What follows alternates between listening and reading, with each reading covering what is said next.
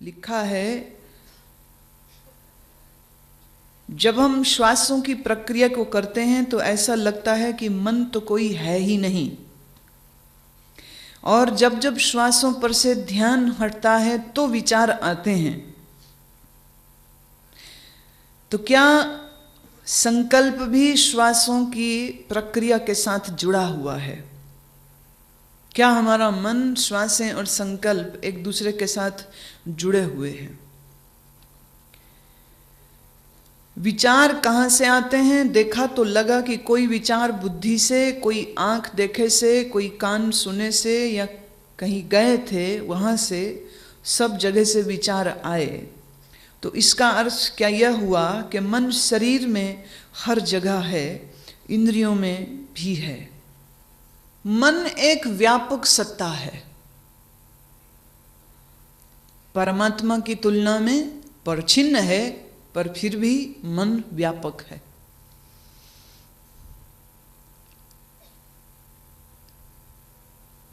शरीर के भीतर और शरीर के बाहर मन दोनों ही जगह में है।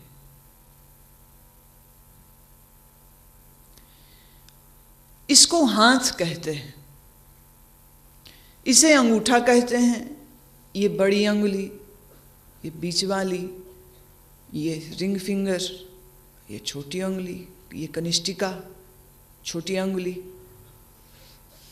ये हथेली होती है, ये हिस्से को, इस हिस्से को कलाई कहते हैं, ये बाँ है, यह कोनी है।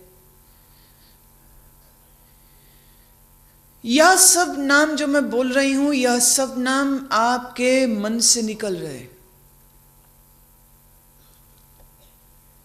ये घड़ी है, यह कागज, यह माइक जिस पर बैठे हैं, सोफा, सामने मेज, मेज एक आसन पर फूल हैं, ये पंडाल है,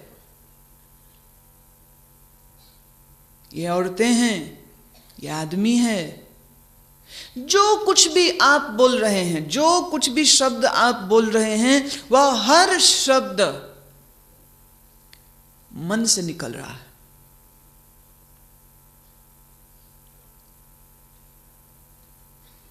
कोई भी ऐसी चीज नहीं है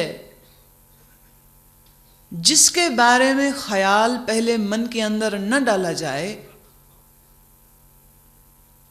और फिर भी मन को पता हो। मन को किन चीजों का पता है? मन को उन्हीं सब चीजों का पता है जिसका बोध इस मन को कराया गया।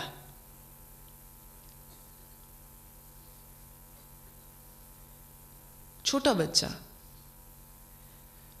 जो संसार और संसार की वस्तुओं को पहली बार देख रहा है, वो हर चीज पूछता है, ये क्या है, ये क्या है, ये क्या है, इसको क्या कहते हैं, उसको क्या कहते हैं। छोटे बच्चे के पास कितने सवाल होते हैं। कोरा कागज है, कुछ नहीं, अभी मन की ऊपरी सतह अभी बिल्कुल कोरी है, तो वो हर चीज, तो माँ बाप घर के सब लोग एक एक चीज बताते हैं, इसको ये कहते हैं, ये साइकिल है, ये चीनी है, सेब है, ये फूल है। माँ बताती ये गुलाब है, ये गेंदा है। और बच्चा जो जो शब्द सुन रहा है कानों से, वह सब इंफॉर्मेशन को अपने मन में कैप्चर कर लेता है, मन में उसको रोक लेता है, और फिर उसकी स्मृति, फिर उसका ध्यान बनाए रखता है और उसको याद करता है। छोटा बच्चा जो अभी स्कूल में गया, स्कूल में से ही उसकी शिक्षा शुरू नहीं होती, शिक्षा तो उसकी मां की गोद में शुरू हो जाती। दूध पी ले, फिर मां ने दूध दिया तो उसका मन समझ रहा है, नाम याद कर रहा है कि इस चीज को दूध कहते हैं। ये रोटी है, खीर है, चम्मच है, ऐसे पकड़ते हैं, ऐसे मुंह में डालते हैं। जितने भी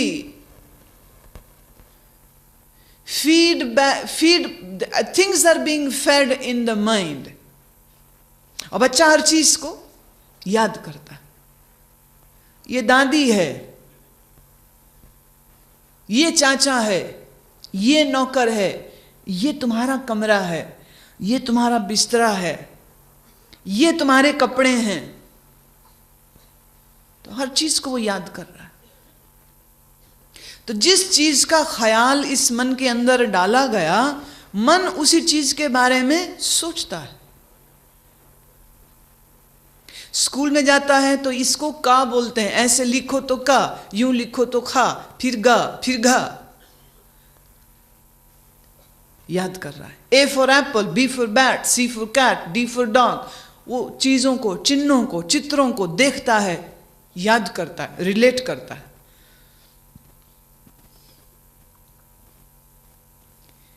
1 2 3 4 5 6 7 8 9 10 गिनती सुनता है, गिनती को याद करता है। भाषाएं सीखता है, भाषाएं सीखता है। बहुत कुछ कॉन्शियसली सीखता है, बहुत कुछ इन द सबकॉन्शियस, अर्धचेतन मन बहुत कुछ रिसीव करता जा रहा है। वह सब चीजें इस मन में स्टोर होती चली जा रही। तो अगर समूचे मन को देखें तो समूचा मन बहुत बड़ा है। वो दूर, हजारों किलोमीटर दूर, बोले चंदा मामा। क्या है चंदा मामा? बच्चा याद करता है चंदा मामा। वो बात अलग है कि बड़ा होते होते मामा हट जाता है, खाली चंदा ही रह जाता है।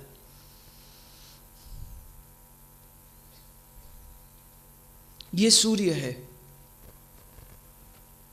स्कूल में वो ग्लोब दिखाते हैं, ये हमारी पृथ्वी है। इस पृथ्वी पर 7 कॉन्टिनेंट हैं, इतने देश हैं, इतनी जुबानें हैं, इतने समंदर हैं। और मन ये सब चीज को कैच करता जा रहा है।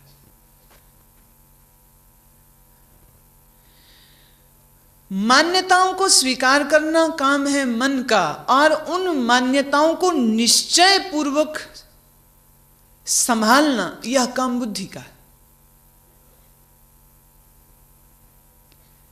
निश्चयात्मक हुई बुद्धि और मान्यता प्रधान है मन। जितने ख्याल आपके मन के घेरे में चलते हैं, वह सब ख्याल किन चीजों के होंगे? वह सब उन्हीं चीजों के होंगे जिन चीजों को आपने अपनी इन ज्ञान इंद्रियों के द्वारा देखा है, सुना है, जाना है, चखा है, छुआ है, सूंघा है। हर इंफॉर्मेशन इंद्रियों के रास्ते से, इन पंच ज्ञान इंद्रियों के रास्ते से जो कुछ ज्ञान आया, वो सारे ज्ञान को मन ने अपने भीतर संभाला।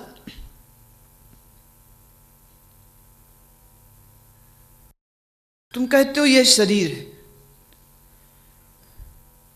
अब आपसे पूछती हूं, शरीर है, ये शरीर है, ये माथा है, ये सिर है, ये आंखें हैं, नाक है, कान है, होंठ है, गर्दन, हाथ, टांगे, पैर, शरीर कहाँ है?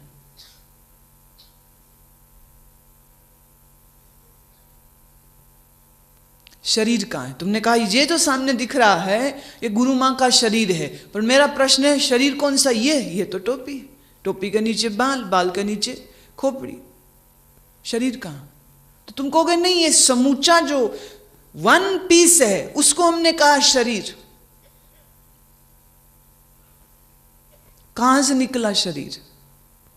ये शरीर है, ये ख्याल तुम्हारे मन में से निकला।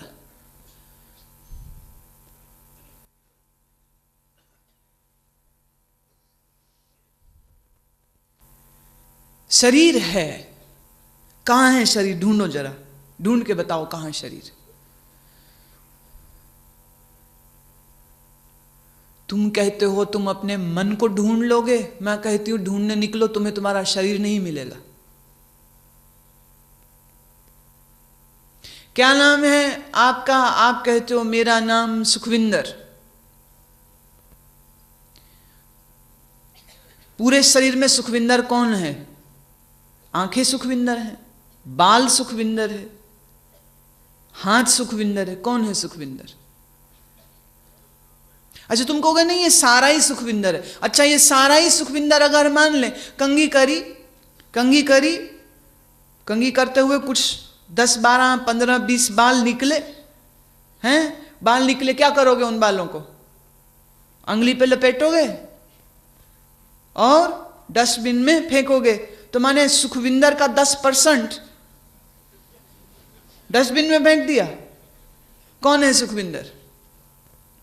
तुम कहते हो ये है सुखविंदर। ये अगर ये सुखविंदर है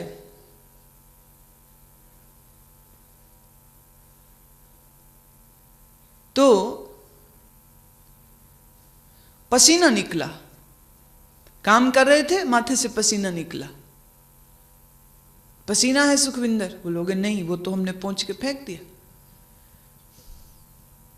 इसी शरीर से मलमूत्र का त्याग करते हो, वो सुखविंदर है। कौन है सुखविंदर? तो मेरा नाम सुखविंदर है या वरिंदर या राजिंदर या वट एवर, एक ख्याल ही तो है, और क्या है?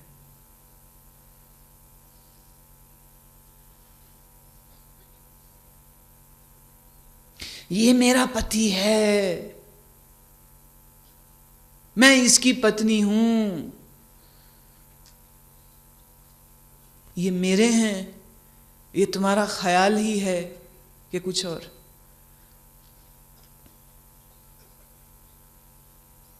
तलाक हो गया, डाइवोर्स हो गए, अलग रहने लग गए, अब नहीं लगते, अब मेरे नहीं लगते।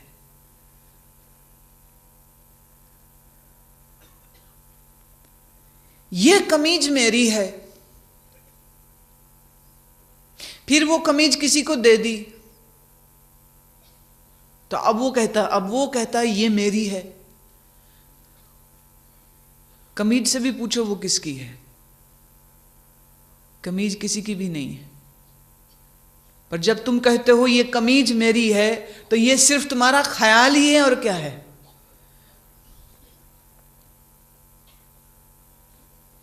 ये मेरा घर है।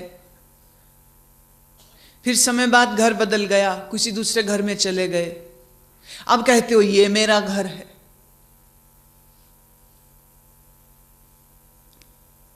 इस जगत में जिसको भी तुम मेरा कह रहे हो, वो सिर्फ तुम्हारा ख्याल नहीं तो और क्या है?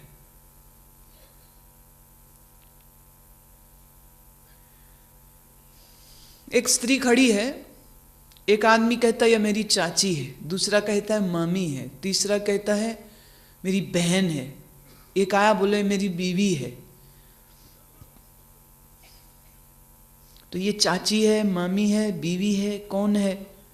तो जिसके मन में जैसा ख्याल है उसको वो वैसी दिखती है।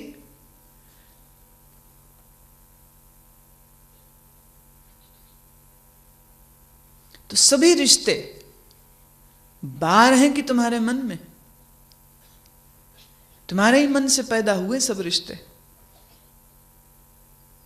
और फिर सब छोड़ दिया, बाबा जी बन गए, घर रिश्तेदार सब छोड़ दिए। तो अब पूछो तो कहते अब मेरा कोई नहीं।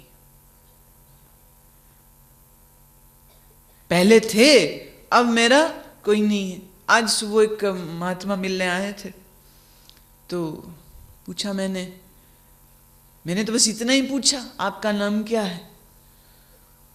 तो उन्होंने अपना अब का नाम भी बताया, और कहते घर में जब था तब मेरा ये नाम है। अब मैं ये तो पूछा भी नहीं तेरा घर का नाम क्या था। तो उसने बताया घर में मेरा नाम महादेव था, अब यहाँ पर मेरा नाम गुरु ने कुछ और रख दिया। तो पहले कहते थे महादेव मेरा नाम है, अब कहते हैं ये नाम मेरा।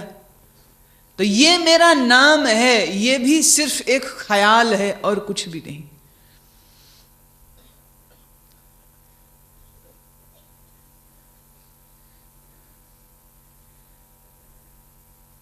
तो मन कहां है इस शरीर में?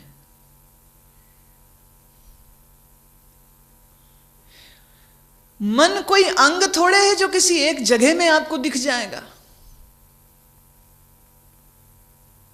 मन है मनौथ, मन है ख्याल, मन है सूक्ष्म, तो मन व्यापक है तुम्हारे पूरे शरीर में। और शरीर ही क्यों, ये गुरुद्वारा है। पास में कोई कहते नहीं नहीं नहीं गुरुद्वारा नहीं, ये तो मस्जिद है। गुंबद एक से ही होते, दूर से देखो तो एक से ही लगते हैं, क्योंकि गुरुद्वारों का जो आर्किटेक्चर है उसके ऊपर इस्लाम का बहुत प्रभाव है, बहुत बहुत मिलता जुलता आर्किटेक्चर है। दूर से देखा तो लगा गुरुद्वारा है, नजदीक आके देखा अरे नहीं ये तो मस्जिद है। ये गुरुद्वारा है, ये मस्जिद है, ये कहां से निकल रहा है? तुम्हारे मन से।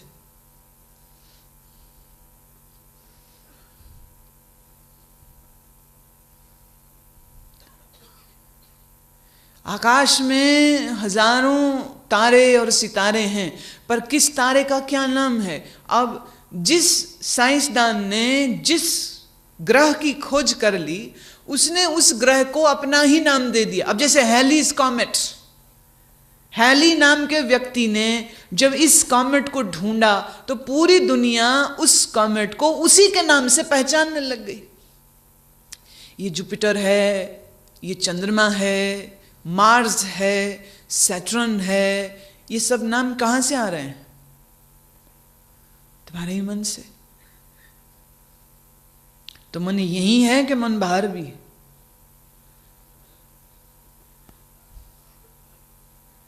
मन का विस्तार बहुत बड़ा है।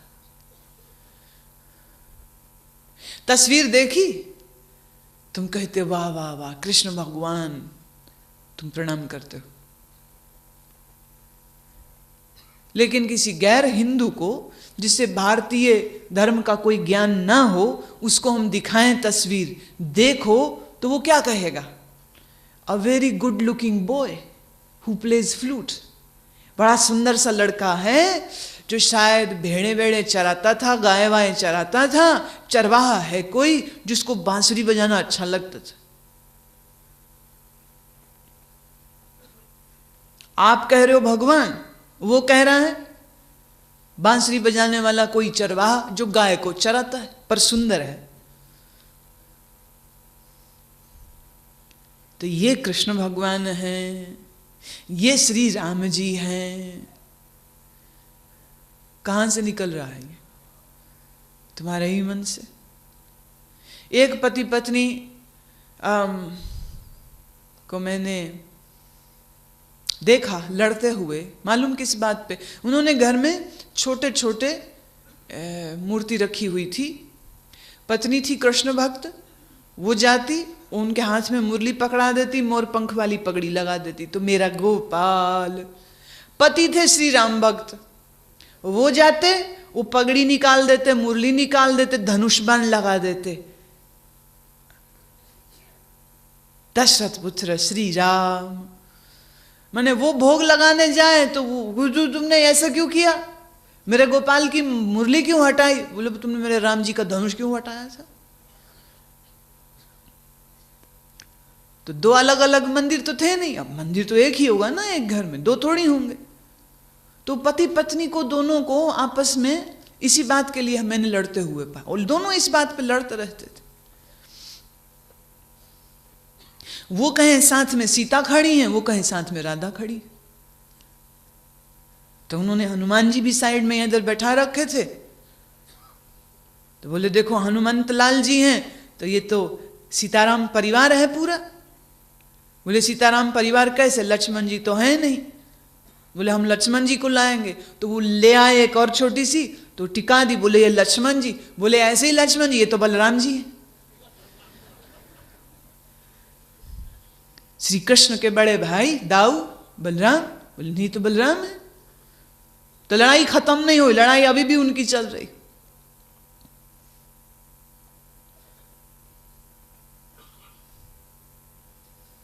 यह सब ख्याल भगवानों के, इष्ट के कहां से आ रहे हैं? तुम्हारे ही मन से।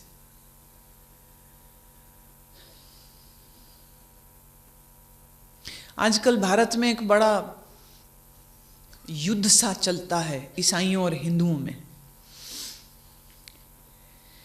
रोटी, नौकरी, दवाई, 3 लालच देकर के आदिवासी और क्षेत्रों में पिछड़े हुए क्षेत्र के लोगों को पादरी लोग ईसाई बना देते। वो भी बड़े चरखे हैं। वो कहते दवाई देंगे आपको, अब पेट दुख रहा है दवाई लेने आ गए, तो वो पहले 2 दिन ऐसे ही पाउडर सा दे देंगे, नहीं ठीक हुआ, तीसरे दिन आएगा, बोले अच्छा देखो आज तुम ईसा की तस्वीर देख रहे हो, बोले हाँ, प्रणाम करो और उनको प्रार्थना करो मैं ठीक हो जाऊं। वो प्रार्थना करेगा तो उस दिन उसको असली दवाई देंगे। पहले पाउडर दे रहे थे, आज असली दवाई देंगे। असली दवाई दे दी और वो दवाई खाता, पेट ठीक हो जाता। अगले दिन भाग के आया, बोले पेट कैसा, बोले बहुत अच्छा, बोले देखा ये सब ईसा का कमाल है। यीशु ही हैं जो हमारा उद्धार करेंगे। तो इस तरह 2, 4, 6 बार घटनाएं घटेंगी, ईसाई हो जाएंगे। तो धड़ल्ले से नॉर्थ ईस्ट और साउथ में ये काम चल रहा है। टारगेट हैं गरीब पिछड़े हुए वर्ग के लोग, जिनको बुद्धि ज्यादा ना हो, समझ ज्यादा ना हो, उनको पकड़ा जाता है। दूसरी तरफ है विश्व हिंदू परिषद। वो कहते लो हमारे जो निम्न कोटि के जो शूद्र हैं या जो पिछड़े वर्ग के हैं, ये उनको टारगेट बना रहे हैं, तो वो घर वापसी अभियान शुरू करके बैठे हुए। तो वो जाकर के अपना प्रचार करते अपने ढंग से, तो वो वापस जो ईसाई हो गए हैं, तो उनमें से जो वापस आते हैं तो उनको हम तुम्हें शिक्षा देंगे, हम स्कूल तुम्हारे लिए बनाएंगे, तो स्कूल बना रहे हैं, बड़ी अच्छी बात है। ये धर्मों की लड़ाई के चक्कर में अगर भारत का साधारण नागरिक पढ़ लिख जाए तो और क्या है। मैं तो कहूँगी अच्छा ही है, खूब लड़ो दोनों जने, आम नागरिक का फायदा हो जाएगा, क्योंकि स्कूल वो भी खोल रहे हैं, स्कूल वो भी खोल रहे हैं। आज तक हिंदुओं को अक्ल नहीं आई, अब अक्ल आ रही है उनको। अब वो भी पिछड़े इलाकों में जा रहे हैं, कार्यकर्ता भेजते हैं, स्कूल खोल रहे हैं, पाठशालाएं खोल रहे हैं। मैंने एक पुस्तक देखी थी, जिस पुस्तक में जी भर के कोसा गया है और गाली दी गई है हिंदू सभी देवी देवताओं को, और साबित यह किया गया कि इस विश्व में अगर कुछ सच्चाई है तो बाइबल में, और अगर हमारा उद्धार होगा तो ईसा के हाथ से। और ऊपर से ये जो दवाइयों का घोलमाला करते हैं वो, और खाना और स्कूल खोला और अस्पताल खोल दिया, तो जो बुनियादी ज़रूरतें हैं एक आदमी की, वो बुनियादी ज़रूरतें उनको देते हैं और साथ में ऐसा प्रचार करते हैं, तो ईसाई बना देते हैं। और परिषद के लोग जुटे हैं भाई, क्योंकि सारा खेल वोट का है, सारा खेल इलेक्शन का। बस जिसके जितने, जिस धर्म समुदाय के जितने लोग हो जाएंगे, उनके लोग उतने जीतेंगे, उतने लोग ज़्यादा एमएलए बन जाएंगे, उतने लोग ज़्यादा एमपी बन जाएंगे। तो एक दिन पोप का सपना मालूम क्या है? भारत में क्रिश्चियन सरकार हो जाए। कहाँ वेटिकन सिटी में बैठे सपना क्या देख रहा है? भारत में क्रिश्चियन गवर्नमेंट बन जाए। और कोई कोशिश कर रहा है कि भारत में मुस्लिम सरकार हो जाए। तो वो कहते अपने बच्चे बढ़ाओ, ज्यादा शादियां करो, जितनी गिनती बढ़ जाएगी, 4 शादियां करो, 4 बीवियों से 4 बच्चे पैदा करो, तो 4 चौकी 16। तुम हिंदू और तुम सिख के होंगे 2 बच्चे, हमारे होंगे 16। तो जब वोट देने जाएंगे, हमारे वोट हो गए ज्यादा, तुम्हारे हो गए कम, जीतेगा कौन? हमारा आदमी। जब हमारा आदमी जीतेगा तो सरकार हमारी होगी, तो सत्ता हमारी होगी। खेल खेला जा रहा है।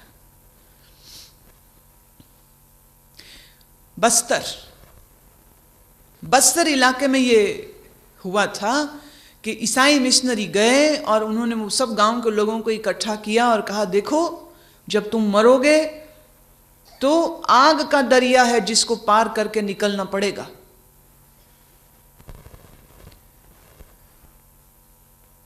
जब आदमी मर के जाता है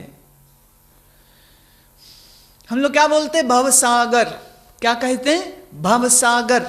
तो बोले भवसागर से तरना है ना, गांव के कहते लोग, हाँ तरना है। तो कहते देखो, तो उन्होंने बहुत बड़ा सारा एक तालाब के पास उस सब लोगों को इकट्ठा किया और कहते देखो, अब इस तालाब में हम तुम्हारे कृष्ण जी को भी डालेंगे और हमारे ईसा को भी डालेंगे। क्रॉस का निशान लकड़ी का बना होता है ना, तो कृष्ण जी हैं पत्थर के और क्रॉस है लकड़ी का। बोले अब इसमें डालेंगे, जो इसमें तैर गया वही तुमको तारेगा। अब कृष्ण जी को डाला, वो तो गुड़ गुड़ करके डूब गए। और डाला इधर क्रॉस, अब लकड़ी का बना है क्रॉस, तो वो तैरेगा ही, तो वो तैरने लग गया। बोले देखा, जो यहां डूब गया तो वो तुमको कहां से तारेगा। अब पूरा गांव का गांव ईसाई हो गए। ये बिल्कुल सच्ची घटना बस्तर की। फिर पता लगा हिंदू कार्यकर्ताओं को, फिर वो वहां पहुंचे। वो कहते ये तो सही है, भवसागर तैरना है, पर भवसागर के बाद फिर आग भी तो है ना, अग्नि, नरक। तो नरक की अग्नि से कौन बचाएगा? तो डाले उसमें कृष्ण जी महाराज और उसी में डाला लकड़ी का बना क्रॉस, कौन जला? जल गए ईसा। निशान जो बना है, ईसा की मूर्त फोटो इस्तेमाल नहीं करते, वो क्रॉस को ही इस्तेमाल करते हैं ना, तो वो जल गया। लकड़ी का है, जल गया, जलना ही था। देखा, जो यहीं जल गया वो तुमको कैसे बचाएगा नरक की अग्नि से? कौन बचाएंगे? मुरली मनोहर। पूरा गांव का गांव हिंदू हो गया।